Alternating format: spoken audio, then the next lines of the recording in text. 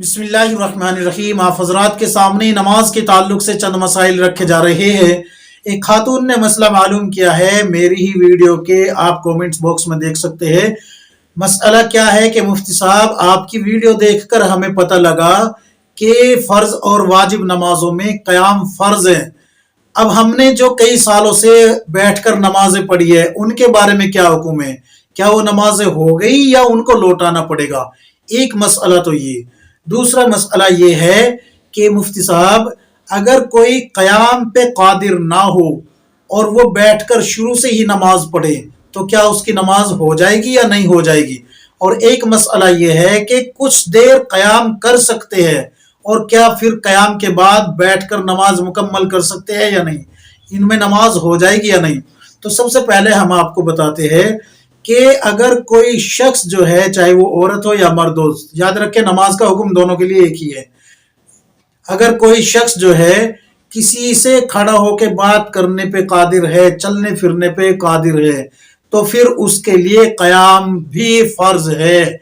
क़याम करना उसके लिए फ़र्ज है नमाज में, अगरचे वो थोड़ी ही देर का ही क़याम क्यों ना करने पे कादिर हो। एक लम्हे का भी अगर क़याम करता है तो उसके लिए क़याम में खड़ा होना फ़र्ज है, क़याम फ़र्ज है। फिर बाकी नमाज अगर वो इस हैयत पे पड़ता है कि उठने पे कादिर नहीं रहता, यानी कि दर्द बढ़ जाता है या जो है डिस्क प्रॉब्लम है या घुटनों में इतनी शदीद तकलीफ हो जाती है कि अब उठ नहीं पा रहा है या उठ नहीं पा रही है, तो फिर अब जो है जितना क़याम आपने किया है वो क़याम आपका जो है शुमार हो जाएगा और बाकी आप जितनी भी नमाज पढ़ेगी उसमें आप शरई माजूर कहलाई जाएगी, जिसकी वजह से आप जो है मरीज बनने की बिना पे आपसे क़याम साकित हो जाएगा और आप मरीज होने की वजह से बैठकर अपनी नमाज मुकम्मल कर लेगी। अब आते हैं कि कुछ देर क़याम करने पे, जैसे कि एक रकत या दो रकत या एक आयत या दो आयत या सूरह फातिहा के बकदर इतनी देर खड़ा होकर क़याम कर सकती है या कर सकता है, लेकिन फिर जो है बैठकर नमाज पढ़ती है तो क्या नमाज हो जाएगी या नहीं? तो यही हुक्म जो मैंने पहले बताया है, बिल्कुल सेम यही हुक्म इसके लिए है कि आप जितनी देर क़याम करके नमाज पढ़ सकती है या पढ़ सकते हैं उतनी देर क़याम करके नमाज पढ़े। बाकी जहाँ पर शरई उज़र यानी कि तकलीफ शदीद बन जाए, तकलीफ जो है शिद्दत इख्तियार कर जाए, तो फिर आप जो है वहां पर बैठकर नमाज मुकम्मल करें, आपकी नमाज हो जाएगी। लेकिन जब तक आप क़याम पे कादिर है उतनी देर का क़याम आपके ऊपर फ़र्ज है, वो साकित नहीं हुआ, आप उतनी देर क़याम करके नमाज पढ़ेगी। उसमें फिर चाहे आप एक रकत पढ़ ले, दो रकत पढ़ ले, जितनी में भी आपको हिम्मत है, अगरचे सूरह फातिहा ही क्यों ना पढ़ ले आप, अगरचे सना ही क्यों ना पढ़ ले, अगर इतनी देर कुदरत रखती है खड़े होने पे तो फिर आपके ऊपर इतनी देर का क़याम फ़र्ज है।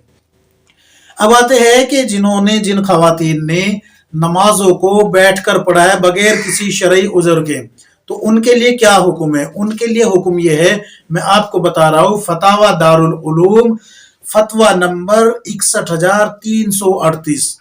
साइला यानी खवातीन ही है जिसने सवाल किया है कि मुफ्ती साहब, मैंने अपनी नमाजी कई सालों से बैठकर पढ़ी है लेकिन पता लगा कि क़याम फ़र्ज है, अब मेरे लिए क्या हुक्म है?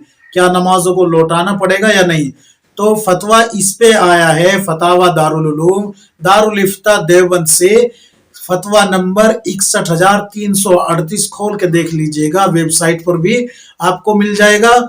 मसला ये है कि आपकी नमाजें नहीं हुई, आपको नमाजें लौटानी पड़ेगी। हाँ, यहाँ पर एक थोड़ी सी जो है ये बात पेश की गई है कि आप सारी नमाजें एक साथ ना पढ़े बल्कि थोड़ी थोड़ी करके उनको लौटाती रहे। जैसे कि जोहर में आपने जोहर के 4 फ़र्ज पढ़ लिए, फजर में आपने 2 फ़र्ज जो है कज़ा के पढ़ लिए, इस तरीके से कज़ा करते चले जाइए। असर में असर की कज़ा, मगरिब में मगरिब की कज़ा और ईशा में वितर और ईशा की कज़ा, इस तरीके से आप नमाज पढ़ती चली जाए। इंशाअल्लाह एक वक्त आएगा आपकी तमाम नमाजें मुकम्मल हो जाएगी। और ये जो आपको मैंने तमाम मसाइल बताया है, किताबुन नवाजिल जिल्द नंबर 5 सफ़ा नंबर 478, 79, 80, ये आपको किताबुन नवाजिल में तमाम मसाइल मिल जाएंगे। और फतावा दारुल उलूम, ये भी आपको यहाँ पर फतावा दारुल उलूम दारुल इफ्ता फतवा नंबर 61,338 आप देख लीजिएगा, آپ کو یہ تمام مسائل مل جائیں گے۔ اللہ تبارک و تعالی ہم سب کو کتاب و سنت کے مطابق زندگی گزارنے کی توفیق عطا فرمائے، آمین یا رب العالمین۔